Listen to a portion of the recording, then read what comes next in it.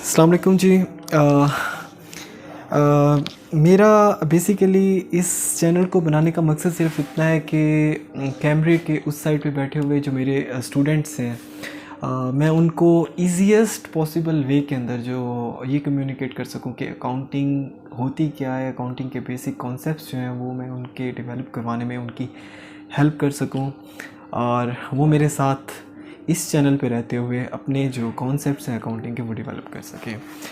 So accounting का आज हम बेसिकली इस चैनल के थ्रू स्टार्ट करने जा रहे हैं। This is exactly the first lecture of accounting. कोई भी स्टूडेंट है जो कि introduction to accounting, basic accounting, financial accounting या इससे सिमिलर कोई भी और टर्मिनोलॉजीज़ के साथ कोई सब्जेक्ट स्टडी कर रहा है, ये बेसिकली मैं वही इंट्रोडक्शन टू अकाउंटिंग या आप इसको कह सकते हैं कि बेसिक अकाउंटिंग का जो है स्टार्ट या वेरी बेसिक मैं आपको इंशाल्लाह इस लेक्चर के अंदर आप लोगों के साथ स्टार्ट करने जा रहा हूँ। अच्छा, अकाउंटिंग स्टार्ट करने से पहले मैं आप लोगों को ये बताऊं कि ये सब्जेक्ट बेसिकली एक इंटरेस्टिंग सब्जेक्ट है। इंटरेस्टिंग ये उस सेंस में है कि अगर आप इसमें इंटरेस्ट शो करते हैं तो डेफिनेटली ये इंटरेस्टिंग है और इसमें थोड़े बहुत बेसिक कॉन्सेप्ट्स होते हैं। ये वैसे तो फर्स्ट लेक्चर है अकाउंटिंग का, लेकिन मेरी उसमें नज़र में ये सबसे ज़्यादा इम्पॉर्टेंट लेक्चर भी है क्योंकि ये आपकी जो फाउंडेशंस है या आपकी जो बुनियाद है ये लेक्चर आप लोगों की बुनियाद को डेवलप करने जा रहा है। सो ये लेक्चर इस सेंस में बहुत ज़्यादा इम्पॉर्टेंट है क्योंकि इसमें छोटे से कॉन्सेप्ट्स हैं, आपको उन कॉन्सेप्ट्स को मेमोराइज़ करना है, याद करना है, लर्न करना है और इंशाल्लाह ताला अगर आप लोग ये वही फर्स्ट स्टेप है ऑन द स्टेयर्स। जब आप पहला स्टेप है, अगर आप यहाँ कदम रख लेते हैं तो आप लोग बाकी की जो स्टेयर्स हैं वो आप चढ़ना खुद सीख जाते हैं। तो इंशाल्लाह ताला ये जो है आप लोग वेरी फाउंडेशन बेसिक अकाउंटिंग के इस लेक्चर के अंदर यहाँ पे कदम रखना मैंने आप लोगों को इस लेक्चर के अंदर अपने लेक्चर वन के अंदर मैंने आप लोगों को सिखाना है इंशाल्लाह ताला। अच्छा सर, अकाउंटेंट का रोल क्या होता है? सबसे पहले तो मैं आप लोगों को बता देता हूँ कि अकाउंटेंट बेसिकली क्या काम, उसका रोल क्या है, उसका एम या ऑब्जेक्टिव्स क्या होते हैं या वो कौन सा रिस्पॉन्सिबिलिटीज़ होती हैं जो अकाउंटेंट के शोल्डर्स पे डाल दी जाती हैं। सबसे पहले तो मैं आप लोगों को ये बताता हूँ कि भाई अकाउंटेंट जो होता है वो लाइक आपके घर के अंदर आपके दादा जान हैं या आपके वालिद हैं या आपका कोई बड़ा भाई है, जो बैठ के मंथली एक्सपेंसेस जो हैं वो किसी पेज पे, किसी डायरी पे या किसी रजिस्टर पे नोट डाउन करता है। तो बेसिकली वो उसको आप कह सकते हैं कि वो आपके घर का अकाउंटेंट है। जी बिल्कुल, वो आपके घर का अकाउंटेंट है। लाइक कि ये मैंने कुछ एक्सपेंसेस लिखे हुए हैं कि आप अपने घर में बैठे हुए हैं, आपके जो फादर हैं या आपके घर के अंदर दादा जान हैं, वो बैठ के जी 1 जनवरी को क्या एक्सपेंस हुआ जी, इलेक्ट्रिसिटी बिल आया, लिख लो जी कितना बिल था, 6000 रुपीज़ बिल आया, हमने लिख लिया। उसके बाद 5 जनवरी को क्या ख़र्चा हुआ जी, 5 जनवरी को ये ख़र्चा होता है कि स्कूल फ़ी हम लोगों ने पे कर दी। लेट्स से कि 3 बच्चे हैं इस घर के और 2000 रुपीज़ जो है वो हर बच्चे की फ़ीस है, हमने 6000 रुपीज़ पे कर दी है, ये भी हमारा एक्सपेंस हो गया है।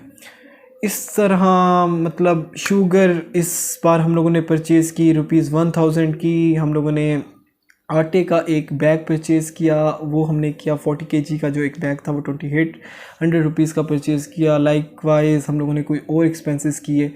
हम पूरे महीने के XYZ एक्सपेंसेस को कैलकुलेट करते हैं और एट द एंड हम इनका ग्रैंड टोटल कर लेते हैं XYZ, मतलब इन सब अमाउंट्स को, फिगर्स को टोटल कर लेते हैं और हम कहते हैं यार इस महीने में हमारा इतना एक्सपेंस हुआ।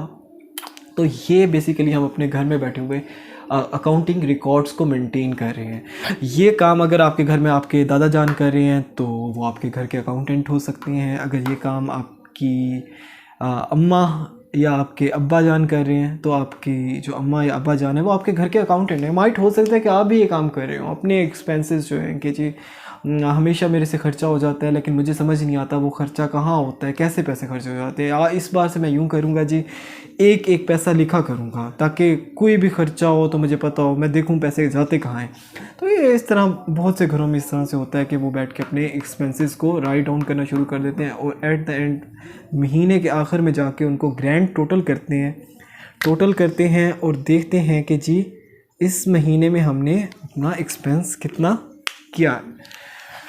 तो ये अगर कोई भी काम आपके घर में इस टाइप का कोई भी काम कर रहा है तो वो आपके घर का अकाउंटेंट हो सकता है, उसको आप अपने घर का अकाउंटेंट कह सकते हैं जी। बिल्कुल ज़रूरी नहीं है कि वो माइट हो सकता है कि आपके फादर जो हैं वो ये काम कर रहे हैं और वो एक रिटायर्ड हेडमास्टर हैं इंग्लिश के, तो फिर भी इंग्लिश सब्जेक्ट से रिलेटेड था, लेकिन वो आपके घर में अगर ये काम कर रहे हैं तो वो आप उनको कह सकते हैं कि जी आप आज से हमारे घर के अकाउंटेंट हैं। क्योंकि अकाउंटेंट भी एग्जैक्टली यही काम कर रहा होता है किसी भी ऑर्गेनाइजेशन में जाके किसी भी फैक्ट्री के इंटरनल ऑडिट डिपार्टमेंट में बैठ के हम लोग भी यही काम कर रहे होते हैं। लेकिन ये हम लोग रफ़ है, हमारी मर्ज़ी है जी, चाहे बेशक हम लोग बीच में उर्दू में लिख देते हैं जी आटा इतना, फॉर्मेट फॉलो नहीं करते। वहाँ पे एक फॉर्मेट होता है कि जी एक लाइन छोड़ के आपने लिखना है, यहाँ से इतनी स्पेस छोड़ के यहाँ पे अमाउंट लिखनी है, यहाँ पे एक्सपेंसेस की हेडिंग देने के बाद आपने ये एक्सपेंसेस लिखने हैं, यहाँ पे डेट्स होंगी। लाइकवाइज जो आप लोग मेंटेन कर रहे हैं इसके लिए कोई ज़रूरी नहीं है कि आपके पास एक प्रॉपर रजिस्टर होना चाहिए। माइट आप किसी एक पेज के ऊपर भी राइट से शुरू कर रहे हैं या लेफ़्ट से भी शुरू कर रहे हैं, आपको कोई पूछने वाला नहीं है। मतलब कोई आपका अपना फॉर्मेट है, आपकी अपनी मर्ज़ी है, जैसे मर्ज़ी आप उसको सारे एक्सपेंसेस को नोट डाउन करें, लिस्ट डाउन करें। यही काम जो है वो किसी भी ऑर्गेनाइजेशन में जाने के बाद एक अकाउंटेंट कर रहा होता है, लेकिन उसके पास एक सामने उसके एक प्रॉपर फॉर्मेट होता है। अगर तो वो इलेक्ट्रॉनिकली यानी कि कंप्यूटर पे बैठ के इलेक्ट्रॉनिकली ये रिकॉर्ड मेंटेन कर रहा है तो वो ये एक्सेल के ऊपर कर रहा होगा। तो एक्सेल के ऊपर प्रॉपर पहले हेडिंग्स होंगी जी, डेट, एक्सपेंसेस और अमाउंट्स और इस टाइप की चीज़ें होंगी। अदरवाइज़ माइट हो सकता है कि वो इतनी एडवांस ऑर्गेनाइजेशन ना हो और वहाँ पे एक रजिस्टर पे ये सब चीज़ें नोट डाउन की जा रही हों, तो हम मैनुअली भी इस चीज़ को इसी तरह पेज के ऊपर लाइंस लगा के एक फॉर्मेट बना के इसको कर सकते हैं। डाटा रिकॉर्ड जो होता है उसको मेंटेन कर सकते हैं। तो अकाउंटेंट का बेसिकली काम यही होता है। अच्छा, अब सबसे पहले अकाउंटिंग के लिए जो सबसे ज़्यादा इम्पोर्टेंट चीज़ है वो 5 मेन हेड्स ऑफ अकाउंट्स हैं, ठीक है। अच्छा, मेरी रिक्वेस्ट आप लोगों से सिर्फ इतनी है कि इस लेक्चर के अंदर आप लोगों ने जो है 10, 20 और 25 मिनट्स का माइट ये लेक्चर होगा, आप लोगों ने इसमें थोड़ा सा इंटरेस्ट शो करना है प्लीज़। क्योंकि अगर आप इस 10, 15, 20 मिनट के अंदर अपना इंटरेस्ट शो कर देते हैं और इसके जो कॉन्सेप्ट्स हैं अगर आपको वो समझ आ जाते हैं, तो मैंने आपको अगेन बताया कि जो आप फर्स्ट स्टेप है स्टेयर्स का, आपको उस पर कदम रखना आ गया। बाकी स्टेयर्स आप लोग इंशाल्लाह ताला अपने इन कॉन्सेप्ट्स की बेस के ऊपर खुद ही कर लेंगे। अच्छा, ये जो भी मैंने यहाँ पे आप लोगों को एक फॉर्मेट बना के दिखाया हुआ था, ये जो फॉर्मेट जब हम किसी ऑर्गेनाइजेशन में जाके बनाते हैं वहाँ पे जो फॉर्मेट्स यही काम जो हम लोग डाटा रिकॉर्ड्स अभी मैंने मेंटेन करके बताए थे जी, दादाजी बैठ के लिख रहे हैं यकम को ये खर्चा हुआ और देन 5 जनवरी को ये एक्सपेंसेस हुए, इस डेट को ये एक्सपेंसेस हुए। ये काम जब हम किसी ऑर्गेनाइजेशन में जाके करते हैं वहाँ पे हम लोग सबसे पहले जर्नल बनाते हैं। इसको हम ये भी कहते हैं कि double entry book keeping, double entry system,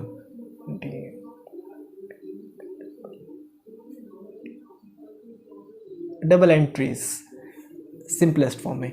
ये जो फर्स्ट स्टेप है, ये जो आप जर्नल बना रहे हैं इसको आप डबल एंट्री भी कहते हैं। ये जो लेजर्स है इसको आप लोग अकाउंटिंग की ज़ुबान में टी अकाउंट्स भी कहते हैं। ये टी शेप का एक अकाउंट बनता है, ये एक अकाउंट होता है, ठीक है। इसके अंदर यहाँ पे और यहाँ पे दोनों साइडों पे वैल्यूज़ लिखी जाती है और यहाँ पे अकाउंट का नाम दिया जाता है, लेट्स से एसेट। तो ये टी अकाउंट्स होता है। और ट्रायल बैलेंस इसको हम TB बोलते हैं, ट्रायल बैलेंस, ठीक है। तो हम इन फेजेस के अंदर गुजरते हैं। इन फेजेस से डबल एंट्रीज सबसे पहले पास की जाती हैं। This is the first step of maintaining the accounting records in any organisation, ठीक है। इन जनरल एंट्रीज़ को या डबल एंट्रीज़ को हम लोग जनरल को देखते हुए हम लोग देन लेजर्स मेंटेन करते हैं और देन लेजर्स को देखते हुए हम लोग ट्रायल बैलेंस को मेंटेन करते हैं। ये सारी चीज़ें आपस में इंटरकनेक्टेड हैं। अच्छा, आज जो हम इस लेक्चर के अंदर हमारा फोकस होगा वो डबल एंट्रीज होगा, या उसको कह सकते हैं जर्नल बनाना होगा। एक ही बात है, दोनों अल्टरनेटिव नेम्स हैं। आप लोग इसको डबल एंट्रीज बुक कीपिंग भी बोल सकते हैं, जर्नल भी बोल सकते हैं, राइट। अच्छा, सबसे ज़्यादा इम्पॉर्टेंट अकाउंटिंग के कॉन्सेप्ट्स के अंदर जो चीज़ है वो ये है कि there are the 5 main heads of accounts, और आपको इन 5 मेन हेड्स ऑफ अकाउंट्स के बारे में पता होना चाहिए कि 5 main heads of accounts basically होते क्या हैं। These are, you can say these are the 5 pillars of accounting, right. So सबसे पहले तो मैं इनके नेम्स जो हैं वो आप लोगों के सामने मेंशन कर देता हूँ। यू कैन से आप इनकी तरतीब चेंज कर सकते हैं, इनका ऑर्डर चेंज कर सकते हैं, लेकिन जैसे मैंने इनको मेमोराइज़ किया हुआ है वो तो इस तरह से है। ये सबसे पहले मैं कहता हूँ कि जी capital number 1, you can say CAPA, capital account, या कैपिटल भी कह सकते हैं आप इसको, जस्ट कैपिटल। इसको इक्विटी के नाम से भी डिनोट किया जाता है, राइट, ठीक है। Second one is assets.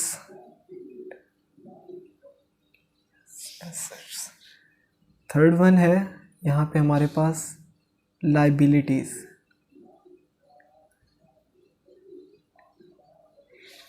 And the fourth one is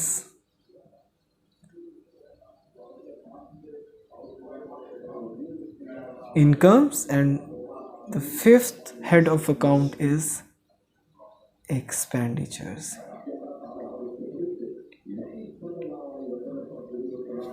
right, तो ये हमारे पास ये 5 मेन हेड्स ऑफ अकाउंट्स हैं। इसमें इक्विटी, कैपिटल, इसमें है एसेट्स, लाइबिलिटीज़, इसमें है इनकम्स एंड एक्सपेंडिचर्स।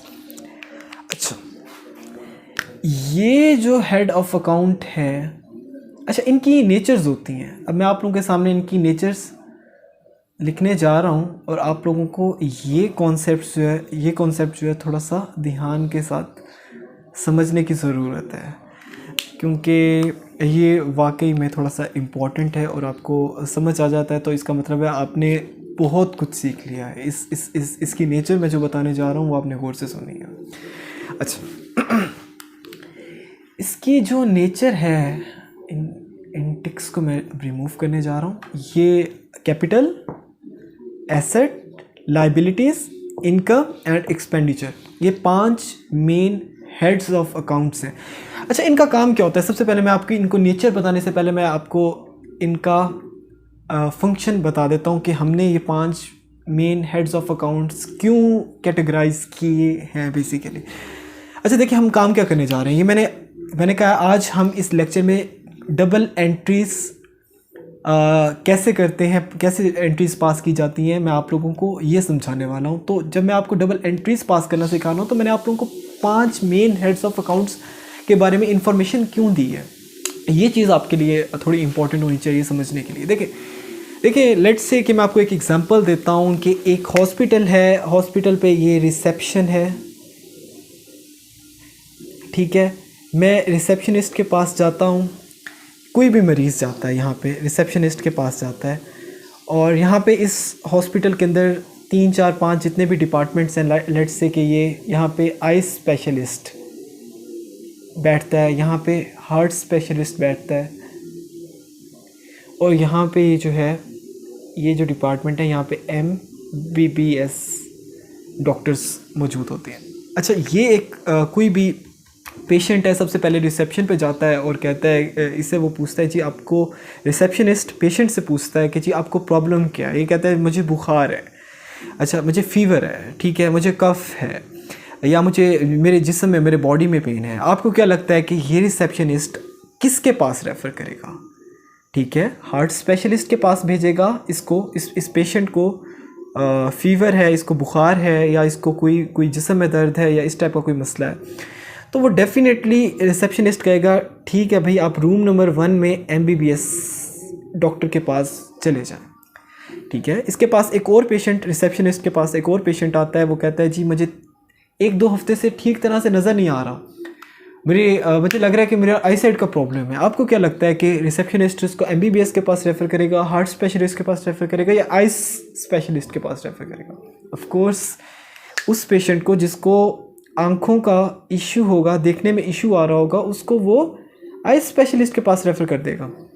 ठीक है, और इसी तरह माइट हो सकता है कि एक और पेशेंट आए, उसको इस बार इशू हो कॉर्निया का। ठीक है, कॉर्निया भी आइज़ के ही एक पार्ट होता है, तो उसको कॉर्निया का इशू है, कॉर्नियल इशू है, तो वो उसको भी इसके पास भेज देगा। एक और पेशेंट आता है, उसको क्रेटोकोनस का प्रॉब्लम है, क्रेटोकोनस भी आई एक डिज़ीज़ होती है, आई डिज़ीज़ होती है, उसको भी आई स्पेशलिस्ट के पास भेज दिया जाएगा। इचीनेस होगी, आंखों में ख़ारिश होगी, उसको भी डेफिनेटली आई स्पेशलिस्ट के पास भेज दिया जाएगा। इसी तरह एक और पेशेंट आता है, वो पेशेंट कहता है, रिसेप्शनिस्ट से बताता है कि जी मुझे प्रॉब्लम है, मेरी हार्ट बीट का इशू आ रहा है 3-4 दिन से, या पिछले 1-2 महीने से। इस टाइप के पेशेंट को जो है ऑफ कोर्स रेफ़र किया जाएगा हार्ट स्पेशलिस्ट के पास। आपका ब्लड प्रेशर का इशू है, आपका हार्ट बीट का इशू है, आपके दिल के वॉल का कोई इशू है, इस टाइप के जितने भी पेशेंट्स आएंगे जिनका दिल से रिलेटेड कोई भी प्रॉब्लम होगा, तो उनको हार्ट स्पेशलिस्ट के पास रेफ़र कर दिया जाएगा। तो कहने का मतलब ये है कि इश्यूज़ कितने ज़्यादा मैंने अभी आप लोगों को काउंट करवाए हैं, लेकिन उनको एक पर्टिकुलर डिपार्टमेंट में रेफ़र किया जाता है। इसी तरह से जिस तरीके से यहाँ पे हार्ट स्पेशलिस्ट के पास 3-4-5 तरह की जो पेशेंट्स हैं उनको सिर्फ हार्ट स्पेशलिस्ट के पास रेफ़र किया जा रहा है, आई स्पेशलिस्ट के पास, या किसी को MBBS के पास। इसी तरह से ये जो मैंने अभी आप लोगों को हेड्स बताए हैं, इसके अंदर फर्दर बहुत सारी एंट्रीज जो हैं वो कैटेगराइज की जाती हैं। ठीक है, इनकम्स, अब लेट्स से कि अगर मैं सिर्फ इनकम्स की बात करता हूँ, ये ज़्यादा भी हो सकती है। ठीक है, अच्छा लेट्स से अगर मैं सिर्फ इनकम्स की बात करता हूँ कि एक टीचर हैं, वो ट्यूशन देते हैं, वो इनकम जनरेट करते हैं, पार्ट टाइम पे शाम को वापस आते हैं और अपने घर के बाहर उन्होंने एक शॉप बनाई हुई है, उस शॉप पे टाइम देते हैं, तो उस शॉप से जो प्रॉफिट होता है वो भी इनकी इनकम है। ये इनकम फ्रॉम बिज़नेस हो गई। ठीक है, माइट हो सकता है कि इन टीचर्स ने स्टॉक एक्सचेंज के अंदर शेयर्स परचेज़ किए हों और शेयर्स के ऊपर प्रॉफिट हो जाए, तो वो जो इनकम आएगी तो वो भी इनकी इनकम है। कहने का मतलब ये है कि बहुत तरह की इनकम्स होती हैं। किसी बिज़नेस की इनकम क्या होती है कि अगर उसने कोई चीज़ें सेल की हैं, लाइक एक शॉप है जो लैपटॉप्स में डील करती है। ठीक है, उसने कुछ लैपटॉप सेल आउट किए हैं, उन लैपटॉप्स पे सेल जो किया उस पर जो प्रॉफिट आया है वो उसकी इनकम होगी।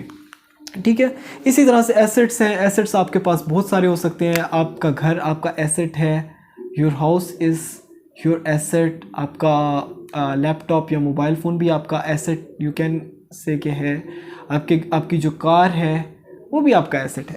इस तरह से लाइबिलिटीज़ बहुत तरह की हो सकती हैं। अच्छा, वैसे मैंने अभी एक लेक्चर 0 भी अपलोड करना है, लेक्चर 0 इस might lecture 00A, lecture 00B, lecture 00C इनकी सीरीज़ हूँ। उनमें बेसिकली मैंने ये जो आपको टर्मिनोलॉजीज़ मैं बता रहा हूँ इनकी डिटेल्ड थेरी होगी उसमें, क्योंकि कुछ स्टूडेंट्स होते हैं वो कहते हैं कि सर आप प्लीज़ थेरी ना बताएं, हमें थेरी का सारा पता है, हमें इन टर्मिनोलॉजीज़ के साथ वी आर ऑलरेडी फेमिलियर, तो इस पर टाइम वेस्ट ना करें, आप हमें बताएं कि अकाउंटिंग कैसे करनी है।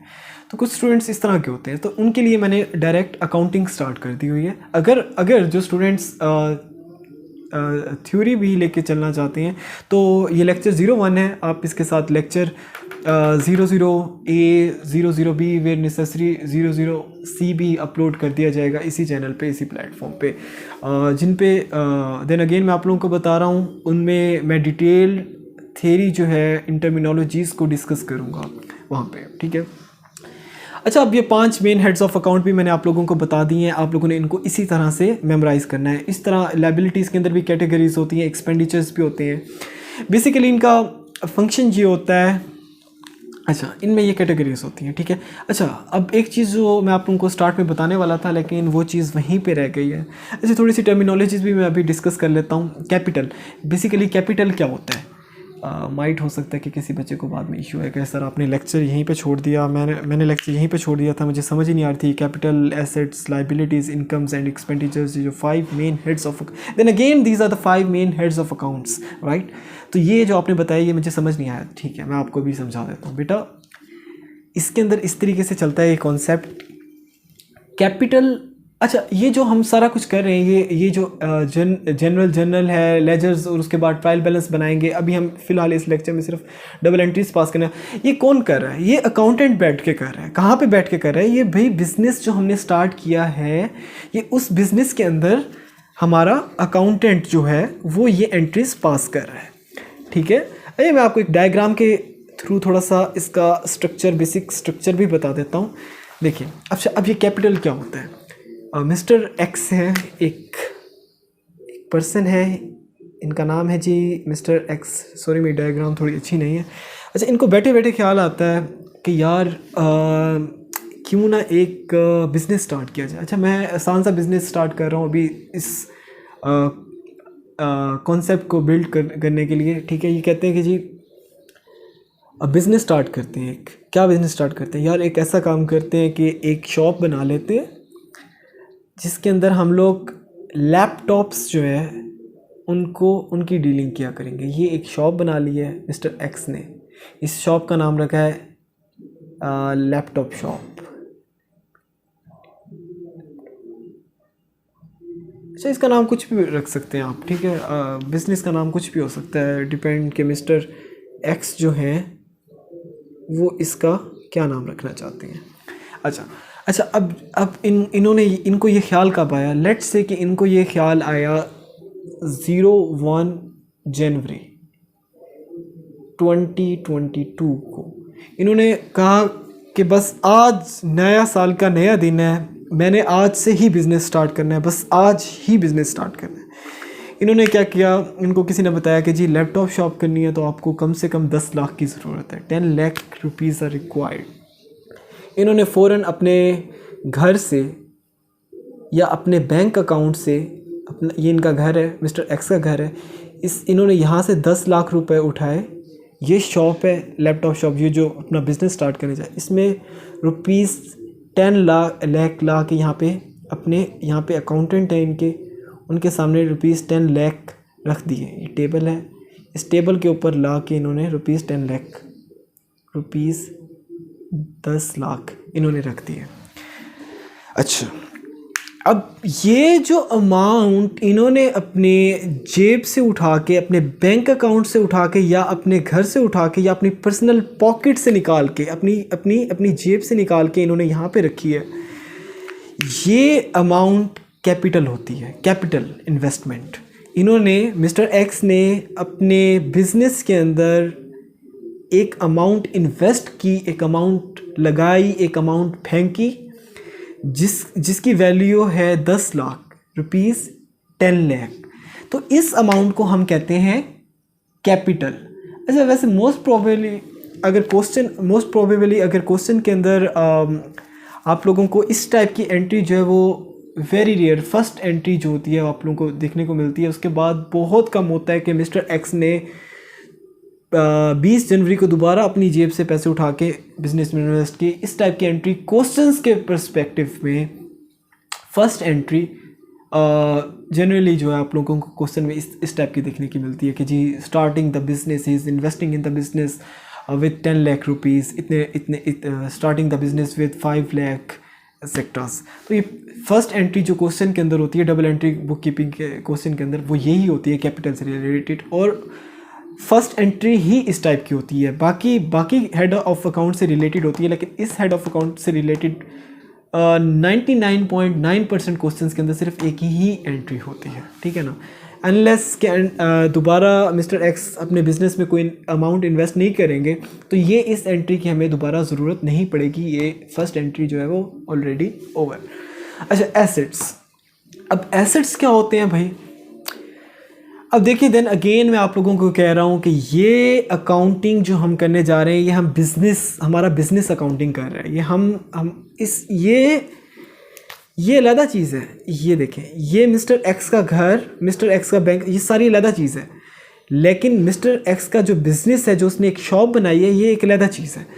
और ये जो अकाउंटिंग रिकॉर्ड्स हम मेंटेन करने जा रहे हैं, डबल एंट्री, उसके बाद लेजर्स बनेंगे, उसके बाद ट्रायल बैलेंस बनेगा, ये हम देख के बना रहे हैं, अपने बिजनेस को देख के बना रहे हैं। हमारा बिजनेस का अकाउंटेंट बैठ के ये एंट्रीज पास करने वाला है। सो हम लोगों ने जब एसेट्स की बात करनी है, हमने ये नहीं कहना कि जी मिस्टर एक्स के एसेट्स क्या हैं, नहीं, हमने ये कहना है जो मिस्टर एक्स ने बिजनेस स्टार्ट किया है, जिसका नाम है कि लैपटॉप शॉप है, वो हमारा बिजनेस है। उस बिजनेस के अंदर एसेट्स कौन कौन से हैं? अच्छा ठीक है, अब देखें, अगर तो मिस्टर एक्स ने ये वाली शॉप ही परचेज़ कर ली, पूरी की पूरी शॉप ही परचेज़ कर ली थी, तो ये शॉप क्या है? ये अब इस बिज़नेस का एक एसेट बन चुका हुआ है, ठीक है। या अगर उसने ये रेंट पे ली है शॉप, तो फिर ये बिज़नेस का एसेट नहीं है, फिर ये एसेट की कैटेगरी में नहीं आएगी। हाँ, अलबत्ता मिस्टर एक्स ने जो 1 जनवरी को बिज़नेस स्टार्ट किया था, तो उसको एक अपने अकाउंटेंट के लिए एक टेबल की ज़रूरत थी। उसने 50,000 रुपीज़ का, लेट्स से कि एक टेबल परचेज़ किया था। तो ये टेबल क्या है? इस बिज़नेस का एक एसेट है। ये चेयर जिसके ऊपर ये अकाउंटेंट बैठा है, और माइट हो सकता है कि इसने यहाँ पे जो कस्टमर्स आते हैं उनके लिए कुछ और चेयर्स भी परचेज़ की हों, और उनके लिए एक और टेबल भी परचेज़ किया हो। तो ये क्या है? जितनी भी चीज़ें परचेज़ की हैं, चेयर्स लाइक 10,000 की ईच थी, 3 चेयर्स परचेज़ किए 30,000, ये इसका क्या हो गया? एसेट। जो जो चीज़ परचेज़ करता जा रहा है अपने इसके लिए, वो इसका एसेट है। अच्छा, लाइबिलिटीज़ क्या होता है? जो आप पे कोई उधार होता है, बोझ होता है, तो आप उसको लाइबिलिटीज़ बोलते हैं, ठीक है ना। लाइक कि मिस्टर एक्स जो है, ये अपनी शॉप के लिए इन्होंने 10 लाख अपनी जेब से लगाया, 10 लाख के लैपटॉप्स आ गए, लेकिन इनको मज़ीद 2 या 3 या 4-5 लाख की ज़रूरत थी, तो इन्होंने बैंक से लोन ले लिया कि यार मैंने शॉप खोलनी है, मेरे पास सिर्फ 10 लाख है, लेकिन 15 लाख से शॉप खुल सकती है। तो 5 लाख का इन्होंने लोन ले लिया किसी भी बैंक से, या हो सकता है कि अपने किसी रिलेटिव से ले लिया हो। तो ये इनके ऊपर एक रिस्पॉन्सिबिलिटी है। अल्टीमेटली इन्होंने इस 5 लाख को वापस करना है। अब जो इन्होंने इसको रिटर्न करना है, तो ये इनके ऊपर इनके कंधों के ऊपर एक बोझ है, इनके शोल्डर्स के ऊपर ये एक लाइबिलिटी है कि यार मैंने लेट्स से 30 दिन के बाद मैंने ये 5 लाख बैंक को या अपने किसी रिलेटिव को जिनसे मैंने ये अमाउंट लिया उनको वापस करना है। तो ये लाइबिलिटीज़ होती हैं, ठीक है। इनकम्स डेफिनेटली मिस्टर जो एक्स हैं, लाहौर हफीज़ सेंटर से ये लैपटॉप ख़रीद के लेके आए थे, लेट्स से कि 50K यानी कि 50,000 का ख़रीद के लेके आए थे। और उन्होंने ये जो कस्टमर आया था यहाँ पे मिस्टर अलिफ पे, अच्छा, मिस्टर एक्स ने मिस्टर अलिफ पे को ये जो एसेट 50,000 का ख़रीद के लेके आए थे, 60,000 में 60,000 रुपीज़ में बेच दिया। इसको 60,000 में बेच दिया, 60K। डेफिनेटली लाहौर से लेके आए थे, सस्ता लेके आए थे, ट्रैवलिंग एक्सपेंसेस वगैरह होते हैं, उन्होंने अपने उससे महंगा ही बेचना था। कोशिश तो हर रिटेलर की यही होती है। तो उन्होंने 60,000 में इसको बेच दिया। तो अब ये 60,000 क्या है? ये जो 60,000 है, ये इनकम बन गई है इनकी। इसमें 60,000 में जो इनका प्रॉफिट हुआ है, ठीक है ना, 10,000 का प्रॉफिट हुआ है, वो 10,000 क्या है? इनकी इनकम है। या हो सकता है 10,000 से भी कम प्रॉफिट हुआ हो। इनका जो जाने और वापस आने का जो एक्सपेंडिचर्स हैं, उनको निकालने के बाद जो बाकी अमाउंट बचती है, वो इनकी इनकम होती है। हाँ, एक्सपेंडिचर भी यही होता है कि जी मिस्टर एक्स जो है, mister x who is the owner of the business, उन्होंने 5 लैपटॉप परचेज़ करने के लिए हफीज़ सेंटर गए थे। ऑफ कोर्स उनको हफीज़ सेंटर गए, लाहौर, मुल्तान से लाहौर गए। उन्होंने डेवो के एक्सपेंसेस टिकट परचेज़ किया, वहाँ गए, लाहौर एक दिन होटल में स्टे किया, अच्छी तरह जाके लैपटॉप्स परचेज़ किए, ठीक है। हो सकता है कि कुछ लैपटॉप्स को उन्होंने फिनिश्ड करवाया हो, कुछ और एक्सपेंडिचर्स हों, वहाँ पे उनका स्टे करने का एक्सपेंस, वहाँ पे उनका इवन के खाने पीने का एक्सपेंस, ये सारी चीज़ें उनके एक्सपेंसेस में आ जाती हैं। ठीक है, तो ये होते हैं हमारे। और वापस आने की जो टिकट है, और इस शॉप की जो बिजली के एक्सपेंसेस है, इलेक्ट्रिसिटी एक्सपेंस, इस शॉप के जो इलेक्ट्रिसिटी एक्सपेंसेस हैं वो भी एक्सपेंडिचर्स में आएंगे। और ये जो अकाउंटेंट, मिस्टर अकाउंटेंट को सैलरीज पे की जा रही हैं, 20,000, 50,000, 30,000 पर मंथ पे किया जाता है, ये भी इनके एक्सपेंडिचर्स होंगे। तो ये मैंने आप लोगों को 5 मेन हेड्स ऑफ अकाउंट की बेसिक डिस्क्रिप्शन बता दी है कि जी ये एक्सपेंडिचर्स क्या होते हैं, इनकम क्या होती है, बिज़नेस की इनकम क्या होती है, हमारी एक्सपेंडिचर्स क्या होते हैं, लाइबिलिटीज़ क्या हो सकती हैं, एसेट्स क्या होते हैं, और कैपिटल क्या होता है। तो आई होप कि आप लोगों को इन टर्मिनोलॉजीज़ की तो बेसिक अंडरस्टैंडिंग इंशाल्लाह ताला अब तक हो चुकी होगी। ठीक है, ये चीज़ें रेलिवेंट नहीं है, ये जस्ट मैंने आप लोगों को डिस्क्रिप्शन के लिए बताई थी कि ये शॉप अलहदा चीज़ है, मिस्टर एक्स अलहदा चीज़ है। मिस्टर एक्स अपने घर से जो अमाउंट लगाई थी वो कैपिटल होती है। तो ये सारी चीज़ें आप लोग अगर नहीं समझ में आई तो रिवाइंड करके भी देख सकते हैं। अच्छा, back to the nature of these heads of accounts. ये जो मैंने आप लोगों को 5 मेन हेड्स ऑफ, ये अभी मैंने आप लोगों को बताया था कि जी फर्दर ये किन किन चीज़ों में कैटेगराइज हो सकते हैं। अच्छा, इनकी नेचर क्या होती है, इन मेन हेड्स ऑफ अकाउंट्स की नेचर क्या होती है। अब यहाँ से आपका लेक्चर जो है वो दोबारा से आप अपने लेक्चर की तरफ आ रहे हैं। ये जो मैंने सारी चीज़ बताई थी सिर्फ आप लोगों की अंडरस्टैंडिंग डेवलप करने के लिए मैंने आप लोगों को चीज़ें बताई थी। ठीक है, आई होप कि आप लोगों को अंडरस्टैंडिंग डेवलप हो चुकी होगी कि भाई एंट्रीज़ बिज़नेस का अकाउंटेंट पास कर रहा होता है, घर की एंट्रीज़ या घर के अंदर से जो पैसे उठा के लाए थे हम उसका रिकॉर्ड नहीं मेंटेन कर रहे हैं, हम ये देख रहे हैं कि शॉप के अंदर कितने पैसे आए थे। अच्छा, इसकी नेचर है जी क्रेडिट नेचर, क्रेडिट। अच्छा, debit and credit, DEBIT debit and CREDIT credit. ये डेबिट को मैं DR से मैं नहीं बल्कि हर जगह ये प्रैक्टिस चलती है, और इनको CR से डिनोट किया जाता है। दिस इज़ नॉट डॉक्टर या CR नहीं है, ये है debit, it means CR means credit. दो टर्मिनोलॉजीज़ हैं, ये टर्मिनोलॉजीज़ भी मैं अभी आपको। अच्छा व्यूअर्स, अब ये लेक्चर तो आई गेस काफ़ी लेंथी हो चुका है, तो इसी का पार्ट भी बना के मैं 1B से डिनोट कर देता हूँ उसको, जिसमें मैं all main heads of accounts और डबल एंट्री बुक कीपिंग और उससे T अकाउंट्स कैसे ड्राइव करने हैं और ट्रायल बैलेंस कैसे बनाना है, ये सब चीज़ें मैं 1B में आप लोगों को बना के अपलोड कर देता हूँ।